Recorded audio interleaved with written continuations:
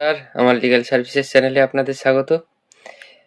আজকে আমি যে ব্যাপারটা নিয়ে আলোচনা করব রেন্ট এগ্রিমেন্ট নিয়ে, যেটা এখন ম্যাক্সিমাম দেখা যাচ্ছে যে কেউ আপনার বাড়ি বা দোকানটা ভাড়া নিচ্ছে, সেই ভাড়া নিয়ে সেই বাড়ি বা দোকানে ট্রেড লাইসেন্স করছে, আদার্স যেই সব ডকুমেন্টস করার সেগুলো করে মোটা টাকার লোন নিচ্ছে, লোন নিয়ে সে কিন্তু সেই বাড়ি ছেড়ে চলে যাচ্ছে।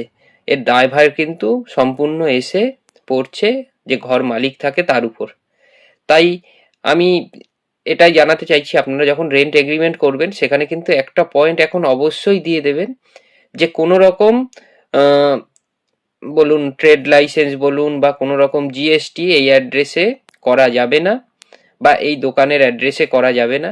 যদি করেন তো মালিকের থেকে এনওসি নিতে হবে, এবং যখন আপনি বাড়িটা ছেড়ে দেবেন তার আগে কিন্তু সেই জিএসটি বলুন বা ট্রেড লাইসেন্স বলুন যাই হোক সেটা যেন ক্লোজ করে তারপরে যায়। না হলে কিন্তু পরে কিন্তু প্রবলেমে আপনিই পড়বেন, যারা ঘর মালিক থাকে তারা প্রবলেমে পড়বেন, এবং সেই প্রবলেমটা এতটাই যে আপনাকে হয়তো থানা এবং কোর্ট পর্যন্তও যেতে হতে পারে। তাই বলবো যে রেন্ট এগ্রিমেন্ট করলে অবশ্যই কিন্তু এই পয়েন্টটা আপনারা কিন্তু এখন দেখে নেবেন, না হলে কিন্তু প্রবলেমে পড়ে যাবেন আপনারা।